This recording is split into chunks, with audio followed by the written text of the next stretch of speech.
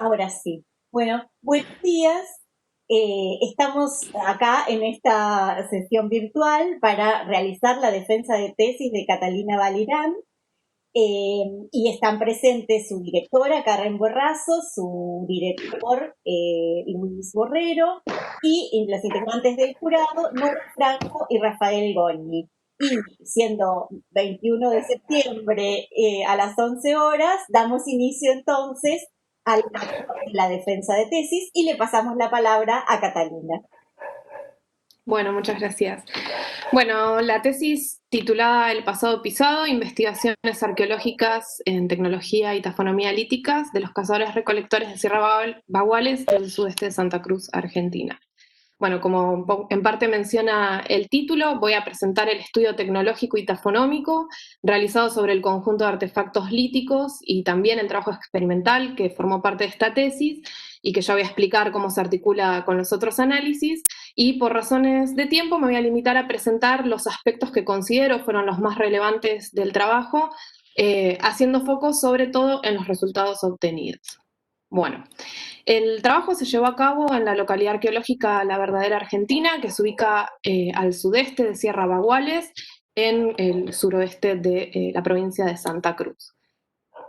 Bueno, se trata de un ambiente de estepa ubicado entre 300 y 600 metros sobre el nivel del mar, con precipitaciones de 300 milímetros anuales, temperatura media anual de 8 grados centígrados y vientos de hasta 120 kilómetros por hora. La vegetación es de tipo estepa arbustiva baja y en la localidad hay presencia tanto de fauna autóctona como ganado, principalmente vacuno, caballos y ovejas. En cuanto a la disponibilidad de materias primas, bueno, se identificaron en la localidad fuentes secundarias bajo la modalidad de grandes bloques y nódulos. Entre ellas se destaca la lutita, que es la más abundante, pero se identificaron también estanita, dacita y diabasa. Y también se localizó una fuente primaria y una fuente secundaria de calcedonia. Bueno, en cuanto a los antecedentes arqueológicos, la localidad ya ha sido previamente estudiada. Allí se han localizado hasta el momento 6 sitios, 7 si contamos Transecta 9, que es el sitio que estoy presentando ahora en este trabajo. De estos sitios, solamente Cerro León 1, ahí se ve tipo puntero. Cerro León 1 y Cerro León 3 otorgaron materiales en superficie y bueno, a partir de la información recolectada sabemos que la localidad fue visitada a lo largo de todo el Holoceno. Como ya mencioné, el material de superficie es el más abundante, en particular las materias primas más utilizadas fueron las locales, en particular la lutita, en el marco principalmente de una estrategia expeditiva, y en la localidad se identificó la secuencia completa de reducción. En cuanto al uso del espacio, este habría sido logístico, priorizando estrategias de equipamiento del espacio durante el Holoceno temprano y de equipamiento de los individuos durante el Holoceno tardío. Bueno, a partir de la evidencia arqueofaunística, sabemos que la localidad fue utilizada principalmente en los meses de primavera y verano, es decir, de forma estacional, lo cual es consistente con las características ambientales del área que pueden derivar, las climáticas en realidad, que pueden derivar en condiciones de estrés ambiental. Y como vemos en esta foto, digamos, el sector donde se ubica Transecta 9, esta foto fue tomada en el mes de mayo y está en el mes de enero, febrero. Y bueno, en la suma, digamos, de la evidencia, sumado a que la señal arqueológica en la localidad es relativamente débil, llevó a plantear que el uso de esta localidad habría sido marginal respecto de los rangos de acción de los cazadores recolectores que habitaron el área a lo largo del Holoceno.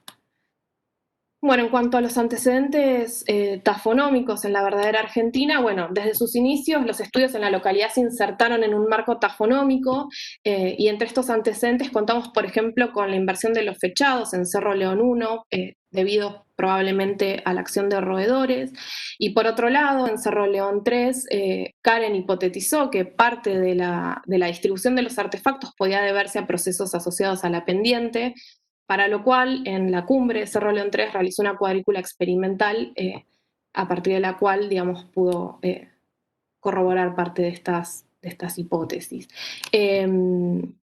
Bueno, estos básicamente son los antecedentes que nos informan sobre la dinámica a la que está expuesta el registro arqueológico en la localidad, tanto en superficie como en estratigrafía.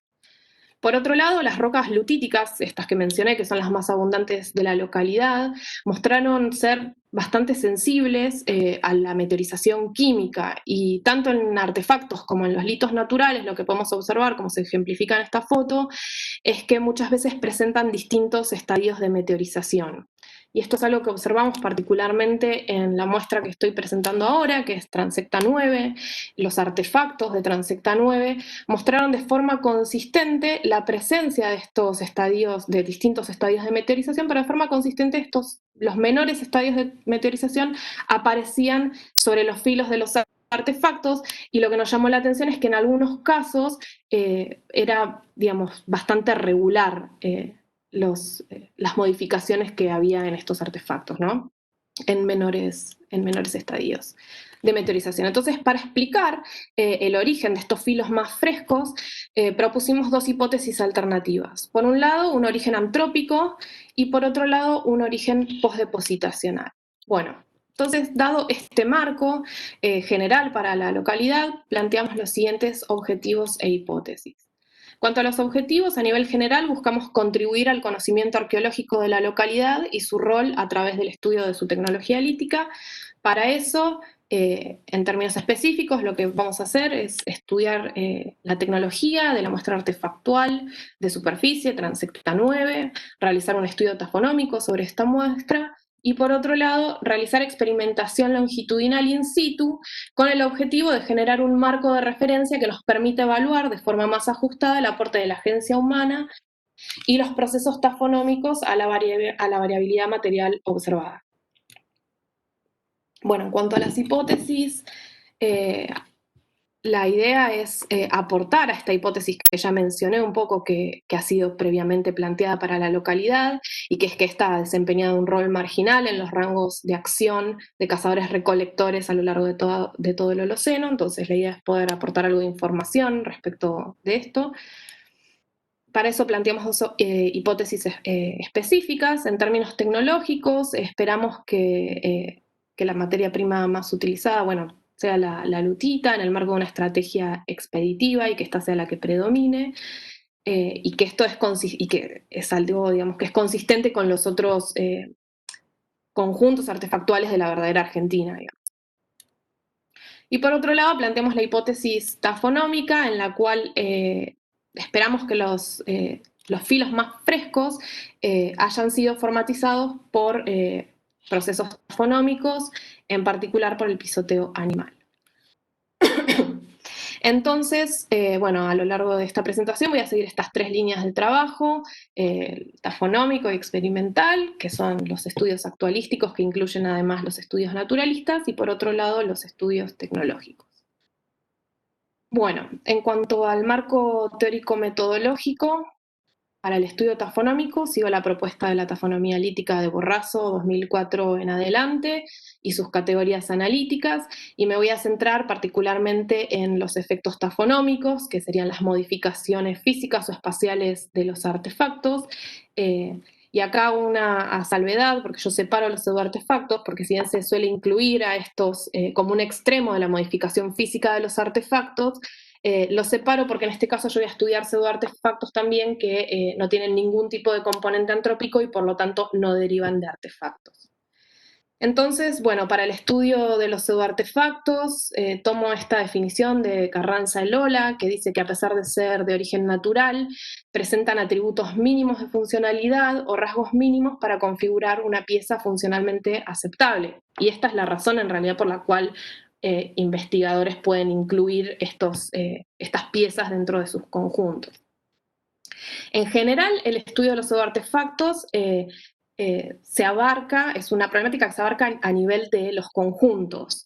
Lo que se hace es que se realiza una comparación entre dos muestras, una que es de dudoso origen, que es el que queremos determinar, y otra de un claro origen antrópico. Ambas suelen tener antigüedades similares. Estos casos de estudio en general son con muestras pleistocénicas que provienen del sur de África. Entonces, digamos, lo que se trata es de determinar conjuntos enteros, ¿no? Su origen.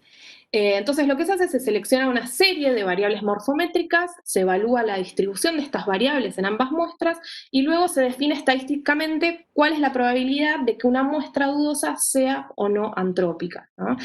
El tema es que yo en Transecta 9 tengo, yo sé que tengo artefactos, entonces ¿cómo hago para poder definir o para poder diferenciar pseudoartefactos de artefactos?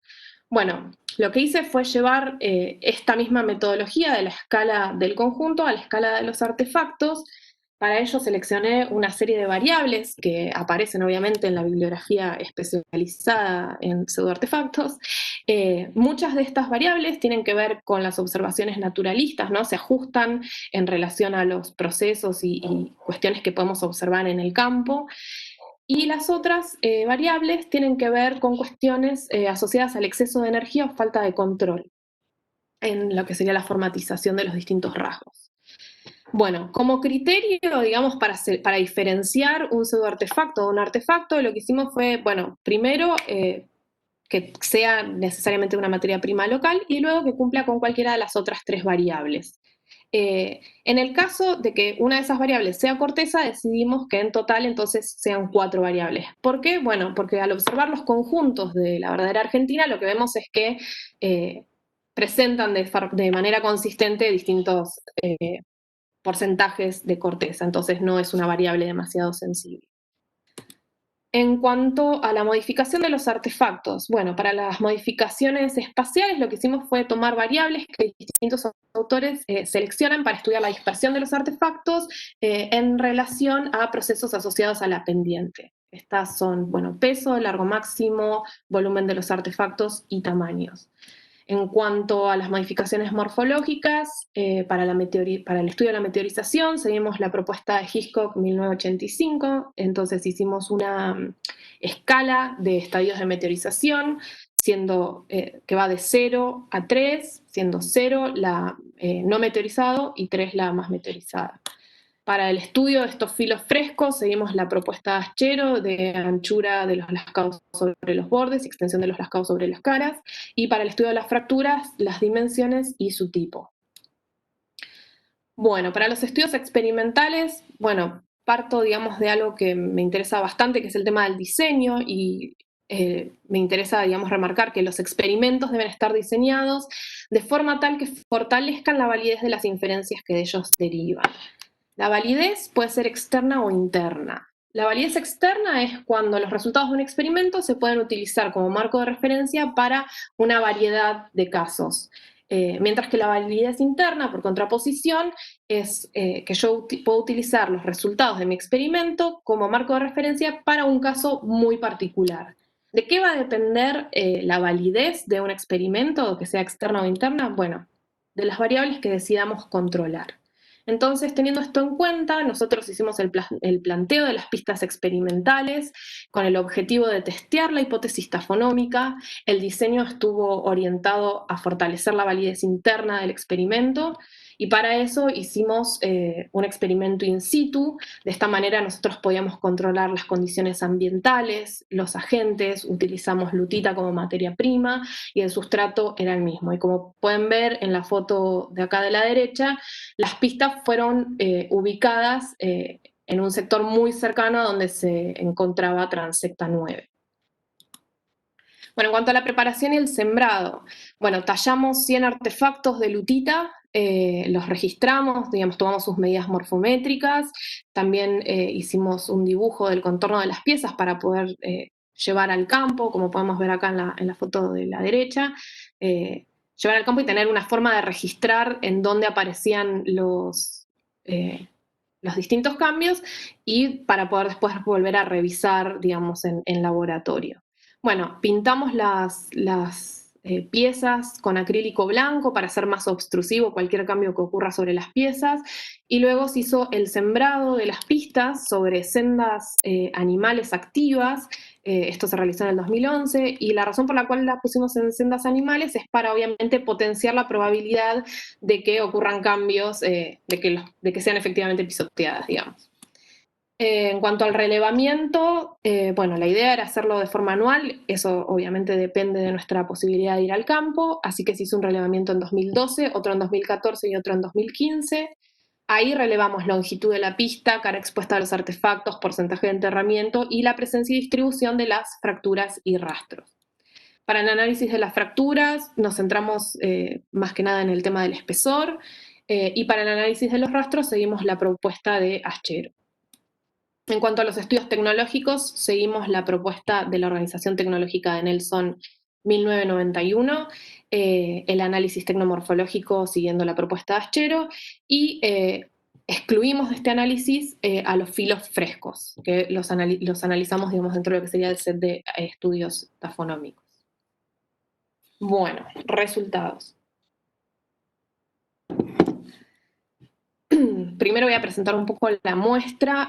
Transecta 9 se encuentra a menos de 2 kilómetros al oeste del casco de la verdadera Argentina. Se trata de una transecta de unos 200 metros de largo por 10 de ancho, que se subdividió en 5 unidades de muestreo, que a su vez se dividieron en un sector superior e inferior, teniendo en cuenta la pendiente transversal de la transecta. Bueno, la visibilidad a lo largo de la transecta fue de entre un 50 y 100% y se recolectó un total de 329 piezas líticas. Bueno, en cuanto a los resultados tafonómicos, para el estudio de los pseudoartefactos, lo que hicimos fue, bueno, aplicar, digamos, esto que ya mencioné, y siguiendo esos criterios pudimos identificar 22 pseudoartefactos. Entonces nuestra muestra pasó de tener 329 piezas líticas a tener 307 artefactos, que es el N, digamos, que manejamos después a lo largo de toda la tesis. Bueno, en cuanto a las modificaciones espaciales, por un lado, identificamos que la mayor cantidad de los artefactos se ubican en los muestreos 2 y 4. Esto, bueno, no lo mencioné recién, pero las flechas celestes marcaban la presencia de afloramientos rocosos y las flechas naranjas muestran los sentidos de las pendientes.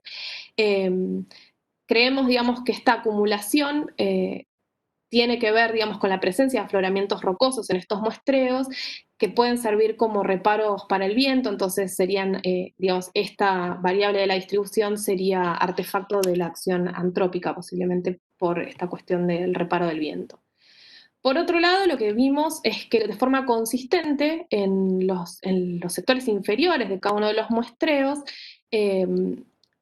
había más cantidad de artefactos que en los sectores superiores. Entonces lo que hicimos fue utilizar estas variables que mencioné anteriormente para ver la relación entre distintas características de los artefactos y su relación con las pendientes.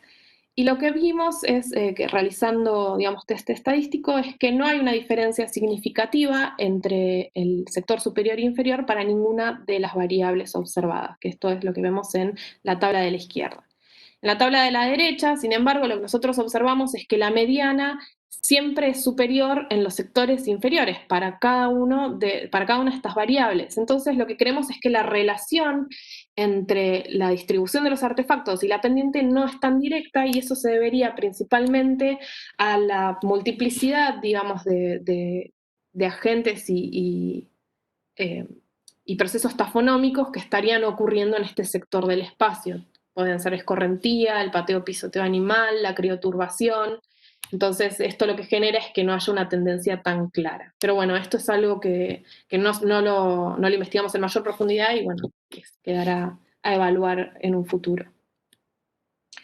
Bueno, en cuanto al análisis de la meteorización, bueno, no sé si se ve bien, pero en este cuadrito lo que se ve es la distribución de los estadios de meteorización en los 307 artefactos de la muestra.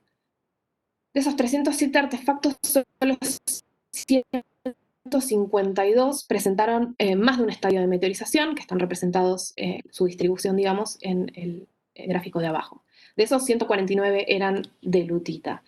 Y de estos 152 artefactos, lo que observamos es que 73 presentaron un menor estadio de meteorización sobre sus filos. Y estos eran, en el 100% de los casos, de lutita. Como podemos observar, acá tenemos otro ejemplo. Bueno, entonces lo que decidimos hacer es el análisis de estos filos frescos. En estos 73 artefactos detectamos 265 rastros, hasta 20 rastros por artefacto, pero en el 78% de los casos no superaron los 4 rastros por artefacto. En cuanto a la extensión, no fue mayor a 42 milímetros y en el 50% de los casos no fue mayor a 4. En cuanto a la cantidad de bocas de lascado por rastro, detectamos hasta 23 bocas de lascado, pero en el 43% de los casos solo se trataba de una sola boca de lascado. Esto nos permitió, digamos, tomar las medidas, ¿no? O sea, la razón entre estas dos variables nos permitió tomar las medidas para poder hacer este análisis de la anchura de los lascados sobre el borde.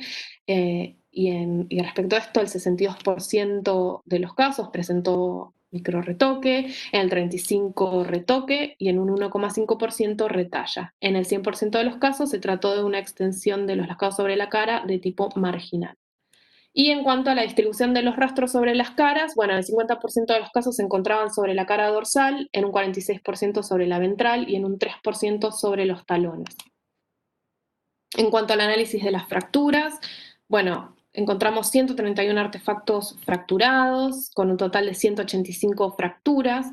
Lo que hicimos fue categorizar estas fracturas en split y no split. Las fracturas de tipo split son fracturas de un claro origen antrópico porque se deben a un error de talla. Entonces lo que hicimos primero fue comparar la distribución de ambos tipos de fracturas y lo que vemos es que mientras la distribución de las fracturas no split es estocástica, la de las no split es una distribución asimétrica hacia la derecha.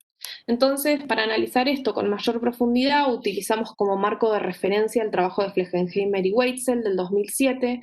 Ellas hicieron un experimento también de pisoteo y lo que observaron fue que las fracturas que ocurrían tenían espesores no mayores a 7 milímetros. Entonces, esto nos sirve como un umbral para darle algún sentido, digamos, a las fracturas.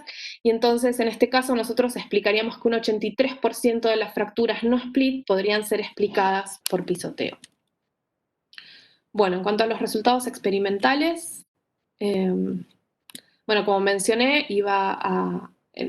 lo que, digamos, relevamos fue longitud de la pista, cambios de la cara expuesta a los artefactos, porcentaje de enterramiento y la presencia y distribución de los lascados tafonómicos y fracturas.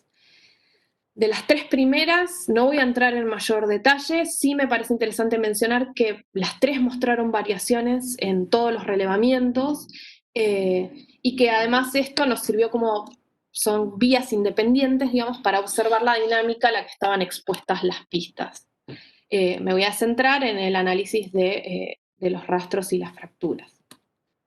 Entonces, bueno, para el análisis de los rastros, acá a la derecha les muestro un ejemplo, digamos, este sería un rastro con sus bocas de lascado, ¿no? Para que también se entienda un poco, digamos, cómo se fue haciendo el análisis. Esto es una fractura. Y acá abajo tenemos un ejemplo de cómo nosotros en el campo íbamos registrando, digamos, su ubicación como para después tener una idea y revisar medidas, etc. Bueno, en cuanto a estas piezas experimentales, 43 piezas presentaron 69 rastros, hasta 7 por pieza, pero en la mayoría de los casos no más de 3 rastros por pieza. En cuanto a la extensión, no superó los 25 milímetros y en el 50% de los casos no superó los 2 milímetros. La mayor cantidad de bocas de lascado que identificamos fue hasta 6 por rastro, pero en el 68% de los casos se trató de una sola boca de lascado por rastro. Cuanto a la serie técnica, para la anchura de los lascados sobre los bordes, en el 73% de los casos se trató de micro retoque, en un 26% de retoque y en un 1% de retalla. Acá también la extensión de los lascados sobre las caras, en el 100% de los casos fue marginal. Y para la distribución de los rastros, observamos que el 59% ocurrió sobre la cara dorsal, el 33% sobre la cara ventral, y en un 7% de los casos no pudimos identificar la cara sobre la cual se originaba el rastro. Bueno, en cuanto al análisis de las fracturas, nuevamente acá hay un par de ejemplos de cómo los observamos en el campo. Cabe destacar que las piezas no las levantábamos, digamos, quedaban ahí en las pistas, por eso era importante el registro in situ. Bueno, encontramos 22 artefactos fracturados con un total de 34 fracturas y en este caso, digamos, siguiendo un poco, ¿no?, el modelo que presentaban Fleckenheimer y Weitzel, encontramos un espesor máximo de 6 milímetros. Esto nos serviría como una calibración local para la verdadera Argentina. Entonces, a esto ajusta un poco las cifras y pasaríamos a explicar solamente, no es poco, un 77% de las fracturas no split, que podrían ser explicadas por pisoteo. Esto igual no descarta la acción antrópica, simplemente que, bueno, agrega, digamos, una vía explicativa para esta variabilidad observada.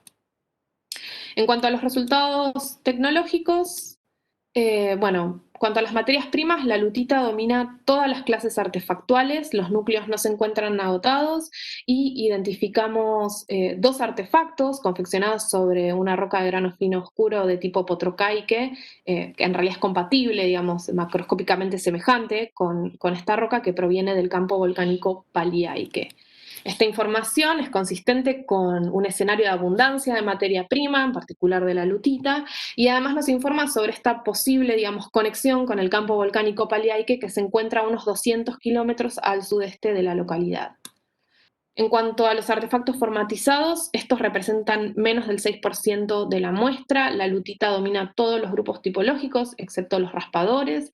Las raederas y los raspadores son los más abundantes, y hay presencia de instrumentos informales. Los instrumentos en general son, en su mayoría, de procesamiento de recursos, excepto por un fragmento de bola.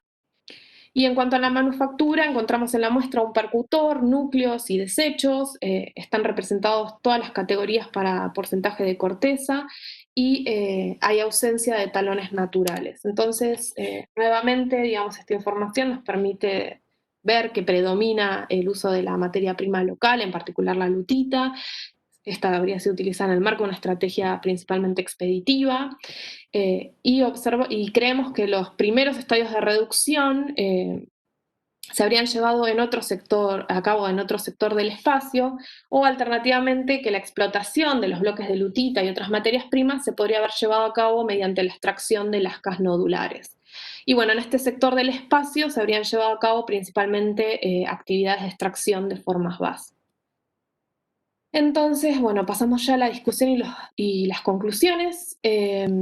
Bueno, para poder, digamos, de alguna manera sintetizar todos estos resultados, una de las primeras cosas que hice fue pensar cuáles son las condiciones necesarias para que se dé cada uno de estos escenarios que estamos planteando. El escenario de la reclamación de artefactos o el escenario de el pisoteo de artefactos, de los artefactos de Transecta 9. Entonces, bueno, digamos, para las condiciones necesarias, digamos, para que suceda el pisoteo animal son básicamente estas cuatro. Tiene que haber una manufactura inicial de los artefactos por parte de un individuo o grupo, esto sabemos que se cumple porque allí están los artefactos.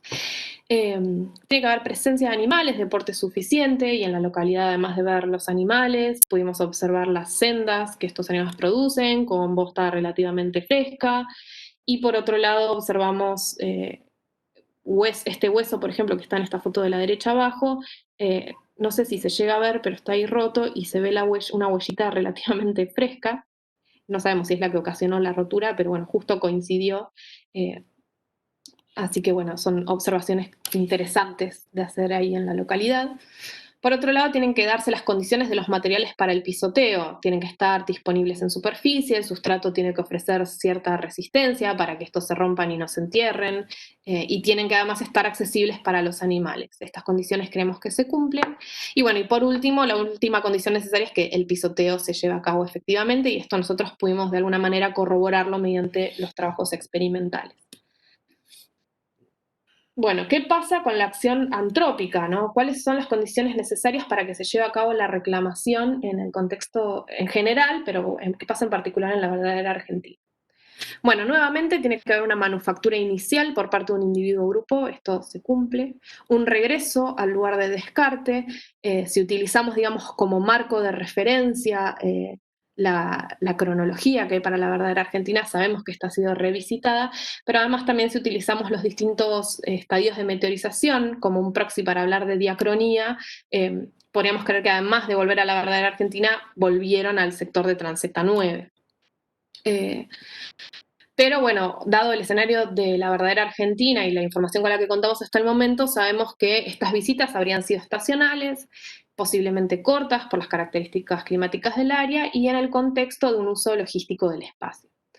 En cuanto a la disponibilidad de los materiales para su reclamación, nuevamente tienen que estar visibles y accesibles en superficie, y esto creemos que así habría sido. Por otro lado, tiene que haber una necesidad a satisfacer. Bueno, esto ya es más difícil de decir si ocurre o no ocurre. Lo que sí sabemos es, a partir de distintos digamos, estudios, distintos autores, cuando mencionan digamos, la reclamación como una estrategia, se refieren a ella como una estrategia que otorga una cierta ventaja económica o energética, ya sea en el ahorro digamos, de energía, en la preparación de artefactos, o en una ventaja económica respecto de la materia prima, ¿no? Cuando hay poca materia prima, en general suele haber reclamación de artefactos. Pero recordemos que la verdadera Argentina presenta un contexto de abundancia de materia prima, sobre todo de lutita, que sería la que se estaría reclamando, digamos. Y bueno, luego nuevamente que se dé efectivamente la reclamación, y esto es lo que queremos saber si sucedió o no sucedió, y creemos que, bueno, dado el contexto que presenta la verdadera Argentina, sería esperable en el marco de una estrategia expeditiva donde lo que se buscó fue el ahorro de tiempo y energía en la preparación de formas base. La pregunta es si esta es la respuesta más parsimoniosa. Entonces, bueno, lo que hicimos fue la comparación de estos tres sets de datos que obtuvimos a partir de los análisis experimentales, tafonómicos y el análisis tecnológico. Y en la comparación lo que vemos es que hay algunas similitudes y diferencias entre ellos. En primer lugar, estos filos frescos, bueno, obviamente, ¿no? Fueron identificados porque presentan un estadio diferente de meteorización respecto al resto de la pieza, algo que emulamos con las piezas experimentales, pero en el caso de los artefactos formatizados, y especialmente en los de lutita, no pudimos observar esta característica. En cuanto a las series de lascados, solo los artefactos formatizados presentaron más de una serie de lascados, ni los filos frescos ni las piezas experimentales mostraron esta característica. Lo mismo sucede con la reactivación, solo presente en artefactos formatizados. En cuanto a la distribución de los rastros, los artefactos formatizados no presentaron, en los casos que pudimos reconocer las caras de los artefactos, no presentaron rastros sobre su cara ventral, mientras que los filos frescos y las piezas experimentales sí presentaron y en porcentajes relativamente similares. Y por último, en cuanto a la forma y dirección de los lascados de formatización, en el caso de los artefactos formatizados fue variable, pero en los filos frescos y en las piezas experimentales solo se presentaban en forma de retoque y micro retoque marginal. Entonces, lo que tenemos es que estos filos frescos, que queremos saber su origen, son más asimilables o se parecen más, digamos, a los rastros que obtuvimos mediante los experimentos de pisoteo que a los artefactos formatizados. Adicionalmente, si volvemos sobre la meteorización de estos 73 artefactos de lutita de Transecta 9, lo que vemos es que la distribución de los estadios de meteorización muestra una cierta diacronía, mientras que en sus filos, digamos, predomina el estadio cero de meteorización, lo cual nos muestra una relativa penecontemporaneidad. Y esto cobra más sentido cuando sabemos, digamos, que en el área la introducción del ganado se llevó a cabo en los últimos 120 años. Esto lo que implica básicamente es que en estos últimos 120 años aumentó la probabilidad de que estos artefactos sean pisoteados. Entonces, nuestra conclusión es que la hipótesis tafonómica es la más fuerte y que si bien la reclamación es menos probable, digamos, no la descartamos. Bueno, ya para ir más o menos cerrando, en cuanto a la intención, digamos, de evaluar la hipótesis sobre el rol de la verdadera Argentina, bueno, como ya venimos mencionando, los procesos tafonómicos nos muestran que son responsables de parte de la variabilidad morfológica observada. la reclamación habría tenido, si la tuvo, una muy baja incidencia sobre esta variabilidad morfológica observada y sobre los conjuntos, digamos, y predomina el uso de materias primas locales, principalmente la lutita, en el marco de una estrategia expeditiva. Todo esto es consistente con el escenario que se planteó hasta el momento para la verdadera Argentina. Pero si agrandamos un poco la escala, vuelvo sobre la presencia, ¿no?, de esta roca de grano fino oscuro tipo Potrocaique que viene del campo volcánico Paliaique, y sumamos esta evidencia a la que presentaron recientemente Borrazo y Cirigliano y Payo y coautoras, de que hallaron grandes artefactos de lutita en el campo volcánico Paliaique, cuya proveniencia podría ser de la verdadera Argentina. Y a esto además le sumamos la presencia de fuentes potenciales de aprovisionamiento en la localidad La Verdadera Argentina y canteras taller que han sido identificadas pero aún no han sido estudiadas. Todo esto nos lleva a pensar, digamos, que podría existir una relación entre ambas regiones y que tal vez los sitios que han sido estudiados hasta el momento en La Verdadera Argentina no son representativos del total de las actividades que allí se habrían llevado a cabo. Entonces, correr un poco el foco de estudio hacia las fuentes y canteras taller podrían arrojar algo de luz acerca de esta relación posible entre estas dos regiones, y tal vez, bueno, nos permitiría discutir en mayor profundidad el rol de la verdadera Argentina en los rangos de acción de los cazadores-recolectores del área. Y esto, digamos, es parte ya de lo que eran las perspectivas futuras cuando presenté la tesis, ahora es parte de mi trabajo de doctorado. Y ya sí, ahora sí, para cerrar, mencionar que, bueno, en el marco de estos estudios que siguen, el enfoque tafonómico está claramente incluido porque su aporte no solamente es útil, sino creo que es necesario para poder generar información relevante, para poder resolver las incógnitas que nos presenta el registro arqueológico en general, pero particularmente el registro de superficie, que además es tan abundante en Patagonia. Así que bueno, por ahora eso es todo. Muchas gracias. Bueno, luego de Muy la bien, muchas presentación gracias. de Catalina, entonces Muchas gracias, Cata. le damos la palabra a los integrantes del jurado. No sé quién va a hablar en primer lugar, Nora o Rafael. La señora Nora Franco. Por una cuestión de género. Bueno, muy linda tesis, Cata. Antes que nada, felicitaciones. Hay mucho trabajo, mucho tiempo de trabajo y está muy bien escrita, lo que uno agradece mucho, muy bien organizada, es muy clara y facilita la lectura. O sea, es claro lo que decís y facilita la lectura. Así que, bárbaro. Y tengo dos preguntas de interés más que nada. La primera es que vos ves, digamos que en la zona lo que habría tenido importancia es la lutita. Y mencionás que hay poco aprovechamiento de los nódulos de calcedonia que están disponibles ahí y que, como bien señalaste en tus antecedentes, digamos, se han usado en otras áreas próximas, en las que hay menos.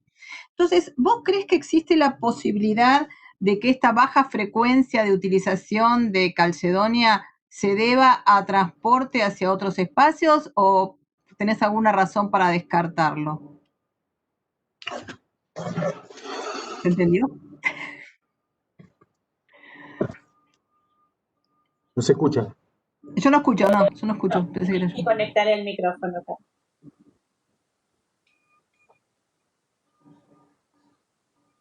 No te quiere contestar, Nora. Sí, Ahí está, ¿se escucha ahí? Sí, ahí perfecto. Ah, buenísimo, no sé por qué se me había Lo desconectado el mismo, micrófono. Cata. ¿Me podés repetir la pregunta? No, mentira.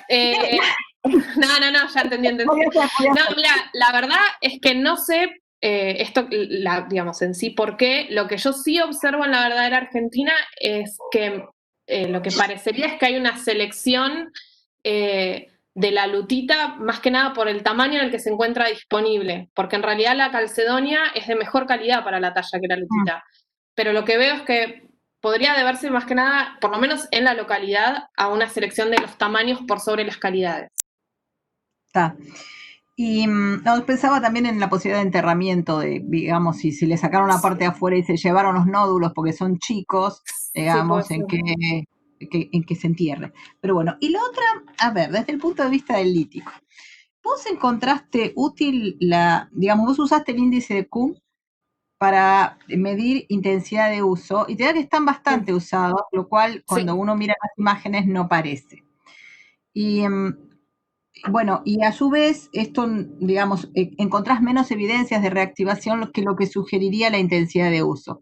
Así que mi pregunta en realidad es, si te pareció útil el índice de Kuhn, y cómo ves esto de intensidad de uso versus reactivación. O sea, son dos medidas distintas. Yo tengo mi Claro. opinión, pero no la tuya. No tengo una opinión demasiado formada al respecto, digamos. A mí es algo que me generó bastantes preguntas, digamos, sobre todo el tema de los raspadores, porque obviamente es una muestra que se diferencia del resto de los artefactos, ¿no? Porque presenta mayor variabilidad de materias primas. Digamos, yo lo que te podría decir que creo de los raspadores es que lo que para mí se está haciendo ahí es un ahorro de materia prima, digamos, la utilización de, digamos, presenta mayor variabilidad de materias primas que se presentan en menores tamaños, pero que son de mayor dureza. Entonces, digamos, eso es lo que observé hasta el momento. Pero No, te preguntaba por interés porque en realidad yo sí. alguna vez intenté usarlo versus otras medidas y la verdad que me parece que no da nada en mi caso. El índice de Kuhn no Bueno. refleja, si yo mido cantidad de series de lascados o reactivación, etcétera, el índice de Kuhn no me da y creo que está afectado por la forma base, creo. Y como Sí, es mi puede forma ser. base, pero no sé, por eso era en realidad una cuestión de interés. Sí, no lo había pensado así, pero ahora que lo decís tiene sentido, porque en realidad, digamos, son materias primas que se encuentran en tamaños muy pequeños, la calcedonia, por ejemplo, o sea, entonces tiene sentido lo que decís. No, igual no está probado, pero digamos, es como que si No, uno junta... pero lo que pasa es que a mí también me resultaban, digamos, los datos medio contradictorios, es como que no, me costaba llegar a una conclusión clara, entonces tal vez sí, un poco contradictorio encontré todos los datos. No, Tal está vez bien. puede ser por eso, porque tal vez el índice no es tan útil como uno pensaría. Yo creo que no, si no tenés las mismas formas base, digamos. Eso Claro. sería a mí. Pero bueno, muchísimas gracias, fue muy interesante. Para los vecinos nos viene bárbaro. Así que bueno, Sí, ya vamos a hablar los vecinos. Porque... Cata, mira. ¿Esas son todas las preguntas que me vas a hacer? Tengo de todo para hablar con vos. Primero, yo considero una cosa, la tesis de licenciatura es, lo que tiene que cumplir básicamente es mostrar que la facultad te ha dado herramientas para hacer tu trabajo e investigar. ¿Sí? Y en ese sentido es con creces que lo has demostrado. Por lo tanto, ya la tesis está con eso. Uno acuerde o no acuerde con cualquiera de los puntos que vos tomes, lo has hecho con una consistencia, con una generosidad de tiempo enorme y con también una coherencia desde el principio notable. Por lo tanto, vos cumpliste plenamente con esto. Pues todo lo demás que está adentro es todo para charlar, hablar, ampliar, cosas muy positivas para discutir y otras para, bueno, tenemos opiniones. Pero no es tanto lo que importa ahora. Voy a empezar por cosas macro, ¿no? Porque como vos lo pusiste en términos estacionales y expeditivos, ¿no? Y eso yo lo expeditivo lo considero una estrategia, no los instrumentos en sí mismos. Te pregunto, ¿no hay parapetos y puntas de proyectil? No. Y no es un dato menor para apoyar lo que vos decís. ¿Sí? Porque si esto es tan estacional y esto es tan acotado cronológicamente, porque aparentemente de acuerdo a las meteorizaciones y todo lo demás que vos presentás, el grano grueso de los 8.000 años no se corresponde con este lugar, sino que se corresponde al grano fino del Holoceno tardío más que todo. Parece ser todo un Holoceno tardío. Entonces esto te está dando margen para discutir lo útil que es el análisis que vos estás haciendo para sitios de superficie, sitios que, como todos tenemos en Patagonia, para acotarlos un poco. Y esto tiene también que ver con cuestiones biogeográficas, si en el Holoceno temprano y medio las hubo para impedir el paso a esos lugares, y por el otro lado, esto otro, que faltan cosas en la investigación, no solo es lo que tenemos, sino lo que falta. Y eso apoya un poco lo que vos estás diciendo. Me parece que sería interesante verlo desde ese punto de vista también, porque todos los análisis que vos propusiste están apuntando a una cierta estabilidad en cierto momento y nada más, ¿no? Es como que es un periodo corto en el que están trabajando. ¿Te está facilitando esta simultaneidad o algo para darle o asignarle cronología a los conjuntos? ¿Todos los factores que vos viste te hablan de simultaneidad, contemporaneidad o grano fino o no? Mira, es un tema complejo el que me estás preguntando, más que nada porque, digamos, hay bastantes trabajos que intentaron utilizar la meteorización como una medida de cronología, al menos relativa, ¿no? Claro. Y es complicado porque en realidad ahí, por lo menos lo que yo estuve investigando, digamos, yo tuve, digamos, ganas de hacer algo al respecto, midiendo, digamos, el espesor de las capas meteorizadas, ¿no? Las más meteorizadas, las menos meteorizadas, y ver si eso podíamos, aunque sea asignarle una cronología relativa. El tema es que son muchos los factores que afectan la velocidad a la que se meteoriza una pieza. Y en ese sentido, digamos, o sea, puede afectar, ya te digo, desde la cantidad de lluvias anuales hasta la exposición que tiene una ladera dentro de un mismo área. Entonces, a veces habría que hacer un análisis muy fino para poder generar un conjunto que sea, digamos, coherente en sí mismo y hacer esas comparaciones. Tal vez lo que se podría hacer para probar esto que me estás preguntando es comparar con piezas que se encuentran en estratigrafía. Pero bueno, ahí, digamos, tendrías que asumir que una pieza, un artefacto que se hizo hace 8.000 años y quedó enterrado, se meteorizó a una tasa más o menos parecida que el que quedó en superficie. Está buenísimo, digamos, si se pudiera hacer, a mí me encantaría, pero es complicado, digamos. No, sí, de eso desde ya. Pero ahí es donde el cambio de escala te compromete a otro tipo de trabajo. Es decir, la escala más regional es la que te permite, de acuerdo a todo lo que vos pusiste en lo teórico metodológico del off-site, de los Ebert y todos los demás acerca de la distribución en el espacio, sobre todo el aprovechamiento de sitios a cielo abierto y lo que tanto nos beneficia en Patagonia, ¿no? Sí. En ese caso, los patrones que vos has encontrado acá en la verdadera Argentina pueden homologarse a otros patrones. Y eso sí puede dar, en lugares que ya tienen cierta correlación cronológica y lo demás, un cuadro de situación de la utilización de los espacios marginales, como le llamás vos, en la Argentina, ¿no? Sí. Sí, mira, lo que yo creo es que tal vez, digamos, la sensibilidad que presenta la lutita, la meteorización, es útil para estudiar otros patrones, digamos, no la meteorización en sí, ¿no? Empezar estos patrones como, por ejemplo, los que generan el pisoteo y eso. Entonces, digamos, porque la meteorización tampoco la puedes comparar entre distintas materias primas, porque, bueno, esto que te decía, ¿no? Entonces, pero sí me parece que lo que se puede hacer es seguir indagando, digamos, en los patrones que se van generando en este tipo de materia prima, que además se pueden reconocer que no son de origen antrópico, y ahí sí empezar a llevarlos a otras materias primas, a otros lugares donde están ocurriendo tal vez procesos tafonómicos similares, o podrían ocurrir procesos tafonómicos similares.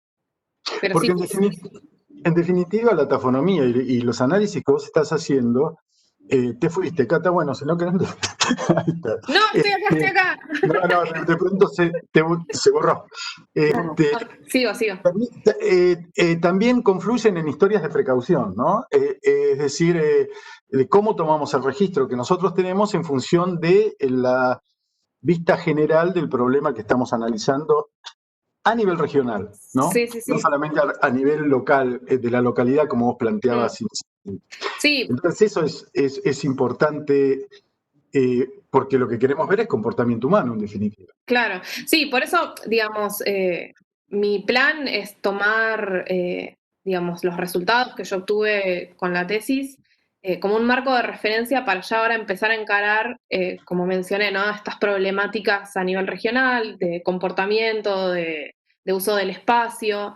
Entonces, bueno, digamos, hay que ver qué es lo que estaba pasando en la verdadera Argentina, digamos, en una escala más macro. O sea, convengamos que yo solo estudié una pequeña muestra, ¿no?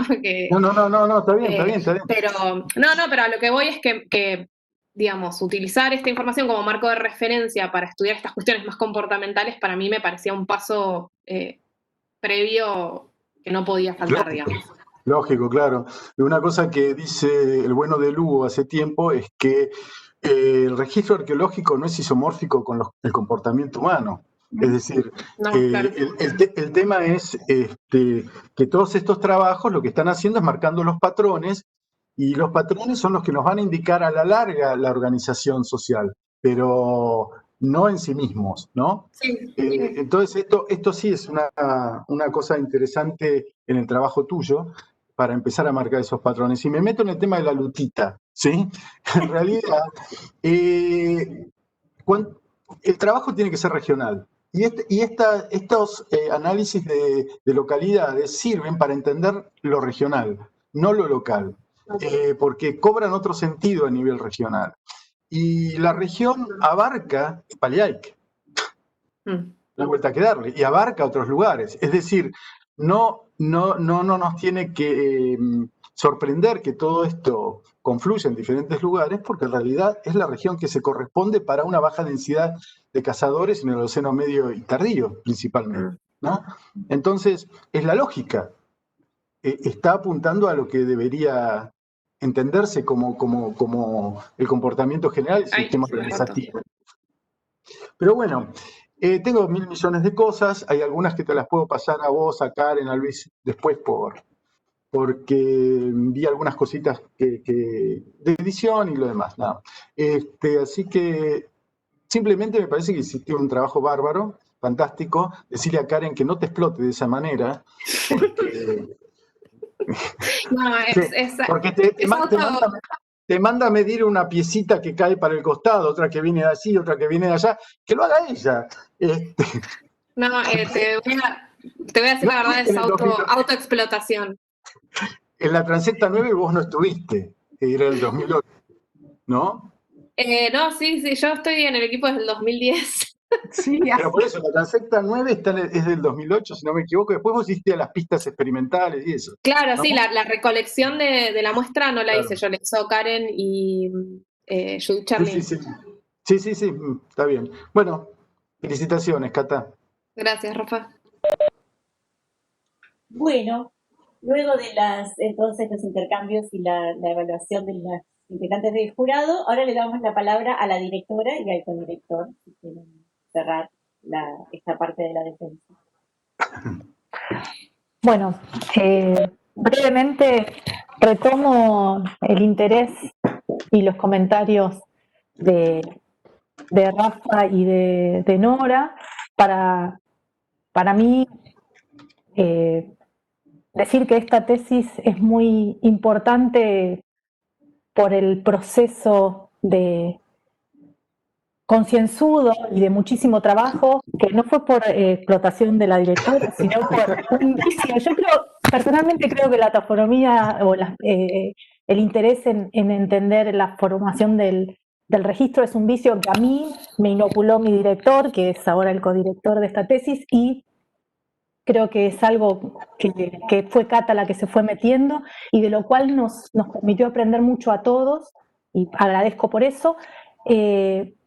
Sobre todo creo que algo que dijo Rafa, que es esto, ¿no? Nosotros sabemos que las poblaciones cazadoras-recolectoras están funcionando a esta escala regional, ¿no? Y para mí lo interesante de la tesis de Cata en lo que tiene que ver con el análisis tecnomorfológico, digamos, y de las materias primas, es que empieza a proveer evidencias para visibilizar estas conexiones, ¿no? Que tal vez uno las reconoce que están allí, pero o espera que estén allí, pero hasta que no tenemos esa evidencia tal vez es un poco más difícil de profundizar eso.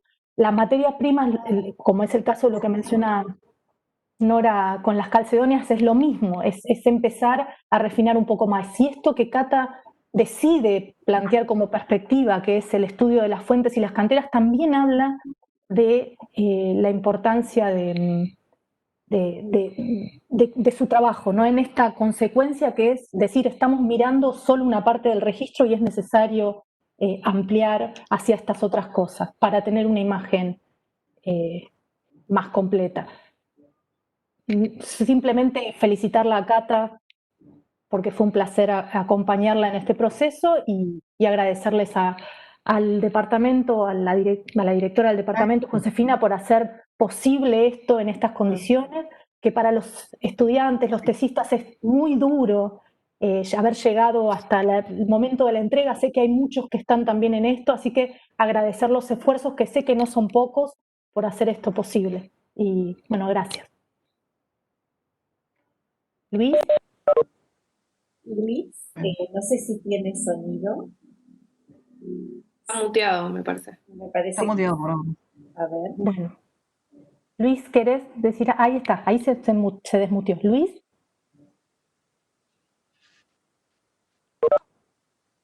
Pero no sé si es el micrófono.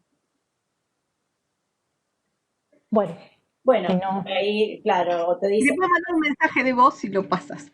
Claro. Bueno, entonces con esto cerramos esta primera parte de la defensa de la tesis. Ahora vamos a pedirle a Catalina que salga de la reunión. Vamos a dejar de transmitir por un ratito hasta para que el jurado delibere y elabore el acta, y te vamos a llamar y vamos a reiniciar la transmisión para leer la evaluación del jurado. Antes de que eso ocurra, si puede ser, yo quiero adherirme a lo que dice Karen, más que nada, porque imagino que hay estudiantes escuchando, y la verdad es que quería agradecer los esfuerzos del departamento para esto y para todo en esto virtual. Sí, es re importante, porque estaría todo parado si no, en serio, lo digo sinceramente. Así que yo no me di cuenta, pero Karen tiene razón, en serio, han hecho un montón ustedes. Sí, yo en ese sentido también me quiero adherir a los agradecimientos, porque la verdad que a mí justo me agarró la beca doctoral en condición de pandemia, y la verdad que el departamento se reportó en todo, así que muchas gracias. Y también aprovecho para agradecerles a Rafa y a Nora por los comentarios y por, bueno, haberse tomado el tiempo para leer mi pequeña tesis. Así que bueno, nada, gracias. Y bueno, a Karen y a Luis obviamente por toda la paciencia. Bueno, me salgo de la conversación. Dale, y yo voy a... Corto directamente. Pongo a abandonar la reunión. Karen te avisa por WhatsApp para que cuando esté listo para que vuelvas a entrar. Listo, perfecto. Gracias. O sea, sí. Y yo voy a suspender la transmisión. Ahí está. Ahora, y también voy a suspender la grabación. No es fácil. Toda la grabación. Bueno, una vez finalizado entonces la deliberación de los integrantes del jurado, Catalina Valerán ha sido convocada de nuevo a la reunión para proceder a la lectura del acta que va a ser su directora. Vamos a compartir la pantalla para poder ver el acta. Ahí está. ¿Sí? ¿Ya pueden ver la pantalla? No. Todavía no. Tarda. A ver. Ahora ahí. Me dicen que no estamos en vivo, ¿eh? Todavía. Ahora sí, ¿no estamos en vivo? Una chica que está por YouTube. Digo para... Sí, ahora ahí está. Esperen que...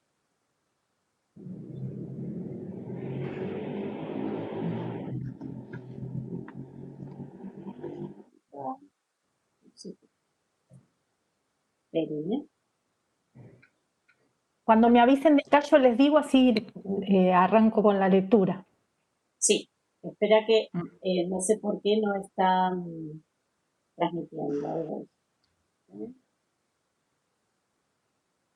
Entonces, el programa. Vamos a ver. momentito. Más que nada porque está la familia y entonces si están Obvio, viendo por YouTube obvio. se van a perder la lectura. La parte más importante. Claro. Para lo que esperaron tantos años. Vamos a Claro. retomar la transmisión. Estoy desconectando y conectando de nuevo porque si no, no me da secuencia. Tranquila, sí, tranquila. Lo importante es que nos digan cuando ya nos pueden ver el resto, entonces ahí nosotros largamos, no hay apuro.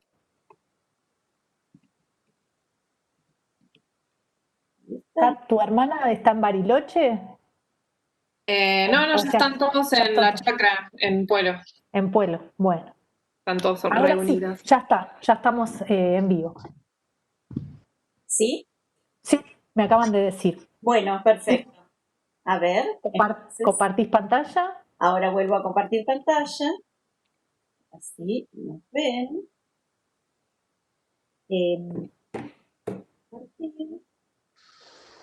Ahí está.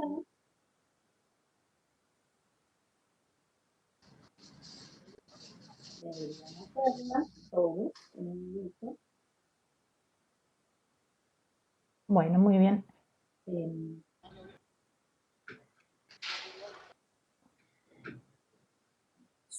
¿Seguro que estamos saliendo en vivo? Yo no lo veo. No sé por qué. Me pusieron que sí. ¿Sí? ¿Sabes que ahora se me fue la... A mí también, la imagen. Sí. No veo el acta. Ya está bien, está bien. Está. Ahí deberíamos verla. Ahí sí, ahí sí. Lo único que voy a tener que ver de correr esto... ¿me corres un poquito para...? Porque me aparece justo una línea acá que me tapa el texto. A ver, ahí lo... Si lo puedes correr un poquito... ¿Ahí ves mejor? Ahí está. No, antes. Ahora se me volvió a tapar. A ver un poquito más. ¿Más arriba? Más chiquito. Ponelo más chico de última. Porque hay justo una barra de herramientas que no puedo... Ahí está, ahí perfecto, Josefina, gracias. Había una barra de herramientas que no sé si es mía, pero yo no la puedo mover y me queda solo el texto. No debe ser de acá. Me dicen que se cortó la transmisión. ¿Ven?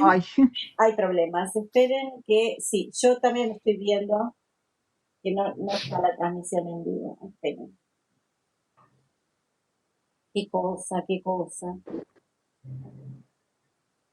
Bueno, pero lo bueno de estar hiperconectados es que nos avisan, ¿ves? Si podemos... Sí. Vamos a hacer así, Mari, de nuevo, porque si no es descartar y voy a hacer nueva transmisión, que es más sencillo. Copio de nuevo la... Un minuto,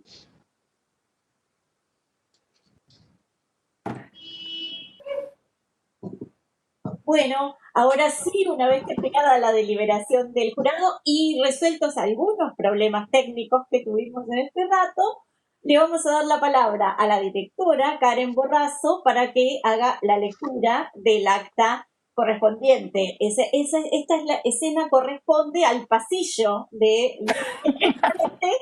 digo para explicarnos el contexto de Juan. Karen. Es cierto. Bueno, muy bien, doy inicio entonces a la lectura del acta. En Buenos Aires, el 21 de septiembre de 2020, a las 11 horas, se reúne el Tribunal de Evaluación de la tesis de Catalina Valirán. Los objetivos y las hipótesis están claramente formulados, se destaca la capacidad analítica durante el proceso de elaboración de la tesis, como asimismo la coherencia y consistencia entre los planteos teórico-metodológicos y los resultados obtenidos. La tesis está muy bien organizada y redactada. La presentación oral de la tesis ha sido muy clara y respondió con solvencia a las preguntas del jurado. Por todos estos motivos, los integrantes del jurado resuelven calificar a la tesis con la nota de 10 sobresaliente con recomendación de publicación. Felicitaciones, Katy. Gracias. Muy bien. Mira el acto de la defensa y está formalmente recibida de licenciada en Ciencias Antropológicas con orientación en Arqueología. Muy bien. Bueno, gracias. Bueno, todavía no te... Feliz día del tripero. No ibas a dejar sin decir eso. Por supuesto. Por supuesto. Hay palabras que no se deben pronunciar. bien. Bueno, muchas gracias a todos. Los festejos entonces ahora entran por otros carriles virtuales, no en la esquina de José Bonifacio, no. Pero es en otros lugares y con otras herramientas tecnológicas. Bueno, nosotros ya estamos, Catalina, y con esto cerramos entonces la transmisión y el acto de la defensa de tesis. Muchas gracias, Josefina, gracias Karen, Nora y Luis. Y por supuesto, felicitaciones, Cata. Sí. Muchas gracias, Rafa. Bueno, fantástico. Muchas gracias a todos. Sí, gracias a todos. Muchas gracias. Muy bien. Chao. Chao. Chao, nos vemos, hasta luego. Chao. Algo dice Luis que, no sé. ¿Luis? Dije que trabajo tremendo el que le toca a Josefina con estas tesis. Brillante, muchas gracias. Gracias. No, gracias. Gracias. Chao. Chao a todos, nos vemos. Chao. Hasta luego. Un abrazo grande. Chao.